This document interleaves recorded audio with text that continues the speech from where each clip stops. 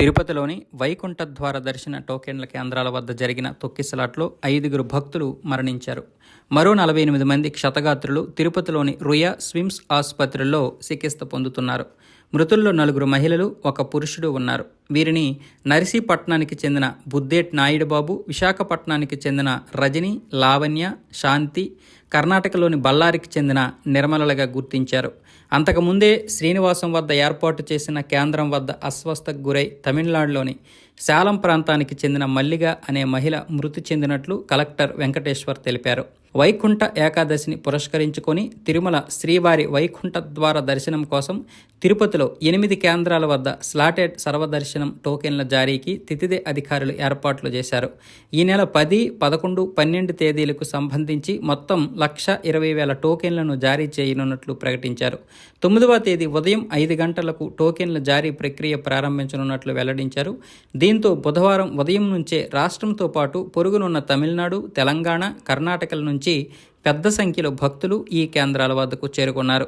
బుధవారం సాయంత్రానికి భారీ సంఖ్యలో పోగయ్యారు.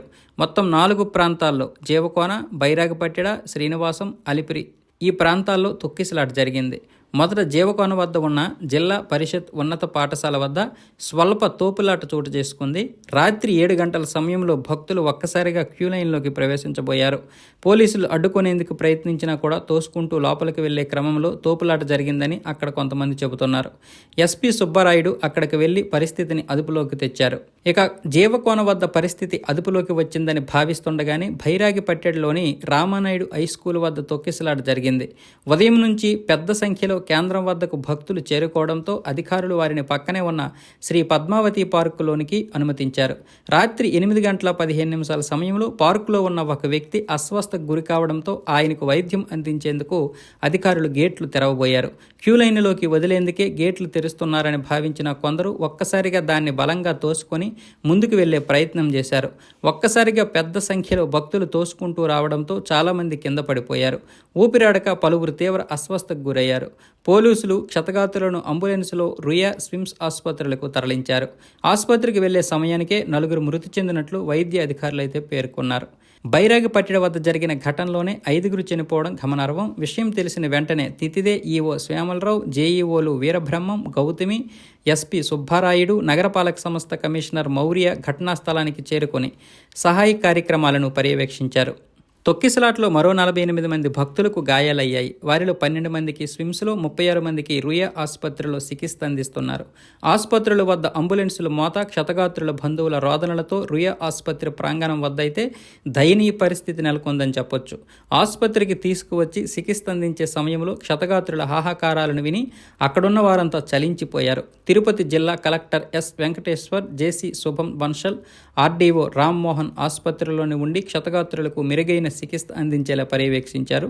ఆసుపత్రిలో పనిచేసే వైద్యులందరినీ కూడా హుటాహుటిన రప్పించారు. గతంలో బారికేడ్లను ఏర్పాటు చేసి అక్కడ పరిస్థితిని అనుసరించి భక్తులను క్యూ లైన్లోకి వదిలేవారు. ఎన్నడూ లేని విధంగా బైరాగిపట్టెడ టోకెన్ల కేంద్రం వద్ద ఉన్న పార్కులోకి భక్తులను అనుమతించారు. మధ్యాహ్నం నుంచి అక్కడే కూర్చొని ఉండడంతో పలువురు అస్వస్థకు గురయ్యారు. పార్కులో ఎక్కువ మంది ఉండడం, వారంతా ఒక్కసారిగా బయటికి రావడంతో గేట్ను తోసేయడంతో కింద పడిపోయారు. అదే తొక్కిసలాటకు దారితీసింది. తోపులాటకు దారితీసిన కారణాలపై తితిదే అధికారులు భక్తుల నుంచి వివరాలు సేకరిస్తున్నారు. కొందరు భక్తులు అనవసరంగా తోయడమే తొక్కిసలాటకు కారణమైందా అనే కోణంలోనూ పరిశీలిస్తున్నారు. సీసీ కెమెరాలను పరిశీలించి ఘటనకు దారితీసిన పరిణామాలపై సమగ్ర నివేదిక తయారు చేయాలని అయితే భావిస్తున్నారు. క్షతగాత్రులకు సహాయక చర్యలు, వైద్య సేవలను పర్యవేక్షించేందుకు మంత్రులు వంగలపూడి అనిత, అనగాని సత్యప్రసాద్, సత్యకుమార్ యాదవ్ల బృందం తిరుపతికి అయితే బయలుదేరింది. దేవాదాయ శాఖ మంత్రి ఆనం రామనారాయణ రెడ్డి తితిదే ఉన్నతాధికారులతో మాట్లాడారు. తిరుపతిలో జరిగిన తొక్కిసలాట్లో క్షతగాత్రుల వివరాలు, ఇతర సమాచారం కోసం కలెక్టరేట్లో కంట్రోల్ రూమ్ ఏర్పాటు చేశారు. 087722360007 నంబర్ను సంప్రదించాలని కలెక్టర్ వెంకటేశ్వర్ తెలిపారు. అయితే ఇదంతా ఒకవైపే, అసలు విషయాలు ఏంటి, ఎందుకు ఇలా జరుగుతున్నాయి? ఈ మధ్య చూస్తున్నట్లయితే తిరుపతిని భ్రష్టు పట్టించే కార్యక్రమాలు చాలా జరుగుతున్నాయి. అందులో ఇలాంటివి చాలా కోకొల్లలు కూడా. సనాతన హైందవ సంస్కృతి సాంప్రదాయాలని కాలరాయడానికి అనేక శక్తులైతే వెనక నుండి ప్రోత్సహిస్తున్నాయి. ఇందులో వాళ్ళు ఉండొచ్చు, ఉండకపోవచ్చు, కానీ ఇలాంటివి చూసి వాళ్ళు మరింత రెచ్చిపోయే అవకాశాలున్నాయి. కాబట్టి అధికారులు ఎందుకు నిర్లక్ష్యంగా ఉంటున్నారో అర్థం కాని పరిస్థితి. లేకపోతే 6 సంవత్సరాల పాపని ఒక పులి తినడం ఏంటి? అక్కడ భద్రత ఎంత డొల్లగుందో అర్థం చేసుకోండి. పులి ఒక పాపను తిన్న తర్వాత కూడా అక్కడ భద్రత ఏర్పాట్లు చేయకుండా చేతికి కర్రలు ఇచ్చారంటే ఆ రోజు వాళ్ళని ఏమనాలి? మరి ఆ తర్వాత లడ్డూ కల్తీ జరిగింది. పంది మాంసం అలాగే మరికొన్ని కొవ్వులతో తయారు చేసినటువంటి నూనెతో లడ్డూ తయారు చేశారని చెప్పారు. మరి ఆ తర్వాత దాని గురించి ఎవరూ పట్టించుకోలేదు. వైసీపీ ఇంత దారుణాలు చేసిన తర్వాత మరి టీడీపీ ఆ కల్తీ లడ్డుని తన రాజకీయానికి వాడుకుంది. అంటే ఎవరికి వారే యమునా తీర్ అన్నట్లు ఉంది పరిస్థితి. అంతకుముందు కూడా పుష్కరాల్లో 23 మంది చనిపోయారు చంద్రబాబు నాయుడు గారి హయాంలో. దీని గురించి కూడా ఎవరు విచారణ చేపట్టలేదు. ఎందుకు జరుగుతున్నాయి ఇలాంటి ప్రాణాలు? పోతే వాళ్ళ పరిస్థితి ఏంటి?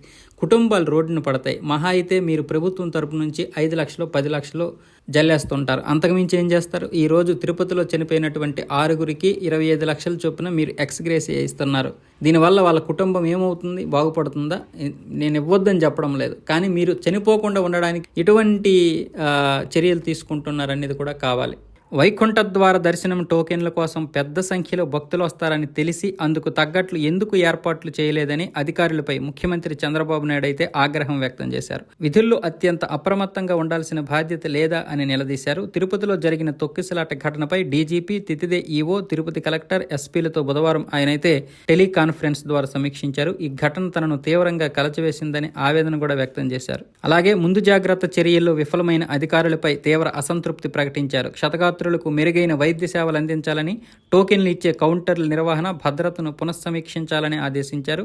విశాఖపట్నంలో మంచి కార్యక్రమం పూర్తి చేసుకున్న సమయంలోనే ఇలాంటి విచారకర ఘటన జరగడం తీవ్రంగా బాధించిందన్నారు. అంతకుముందే నరేంద్ర మోదీ గారి సమక్షంలో విశాఖపట్నంలో ఒక సభ అయితే జరిగింది. ఆ సభ పూర్తయిన తర్వాత జరిగినటువంటి సంఘటన ఇది.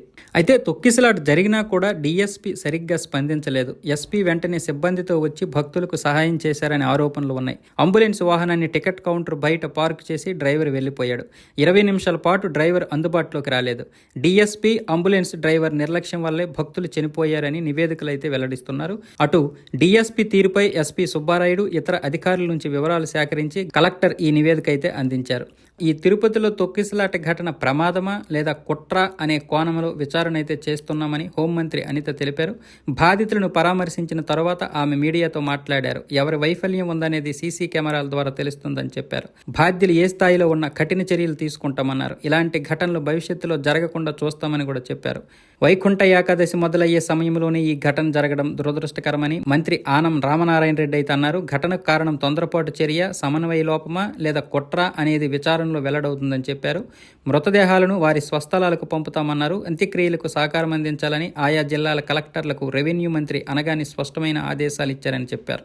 ఏదేమైనా సరే ప్రపంచం మొత్తం మన సంస్కృతికి, సాంప్రదాయాలకి పెరుగుతున్నటువంటి ఆదరణని దృష్టిలో పెట్టుకొని కొన్ని శక్తులు అయితే పనిచేస్తున్నాయి. ఎలాగైనా సరే తిరుపతి యొక్క ప్రాశస్త్యాన్ని తగ్గిస్తే చాలు, చాలా వరకు సనాతన హైందవ ధర్మాన్ని సగం తగ్గించినట్లే అనేది కొన్ని కుట్రలు గత 5-6 సంవత్సరాలుగా ప్లాన్ చేస్తున్నాయి. కాబట్టి అందరం కూడా జాగ్రత్తగా ఉండాల్సినటువంటి పరిస్థితి నెలకొంది. ఏదైనా సరే కొన్ని విషయాల్లో సమయం కూడా పాటించాలి. ప్రజలు కూడా ఎక్కడ పడితే అక్కడ సినిమా విషయాల్లో కావచ్చు, ట్రైన్ల విషయంలో కావచ్చు, ఇలాంటి దేవాలయాల విషయంలో కావచ్చు, అందరము కూడా మనలో కూడా కొంత క్రమశిక్షణ అనేది ఉండాలి.